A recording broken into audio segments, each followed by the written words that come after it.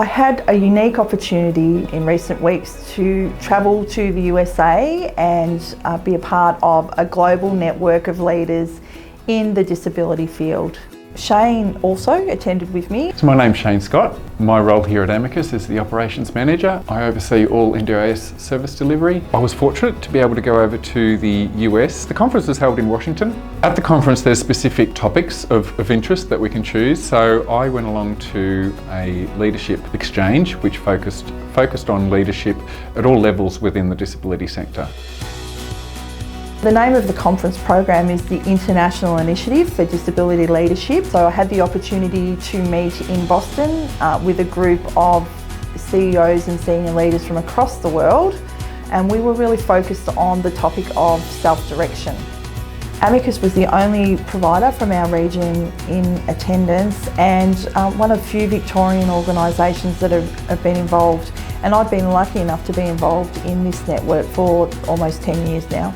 Another focus of the Leadership Exchange was around how to develop leadership in management levels of organisations within the sector and succession planning.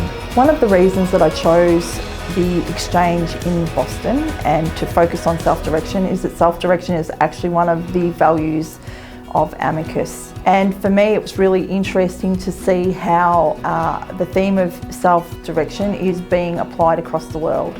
The implementation of the NDIS in Australia has certainly been a disruptor for traditional services who may not have been focused on self-direction.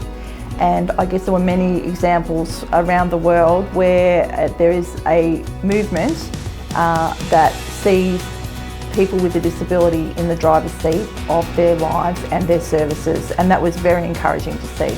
The conference also has a new subset conference around emerging leaders, so where organisations can support their employees to go along as part of the conference and really learn about leadership, in the hope that they will develop an interest in becoming our future leaders. Our focus going forward on leadership, and given that the NDIS has been so new for all of us, it's taken, I guess, me a little time and many others, a little time to get used to the NDIS and what opportunities there may be and what the needs are for participants, families and staff working in the sector. So we're actually going to look at a range of strategies that we can implement that will really support the self-direction and leadership of the people who choose our support and their families and our staff, so that they are in a position to be able to not just direct their own lives, but provide leadership and support to other people who are new in the journey.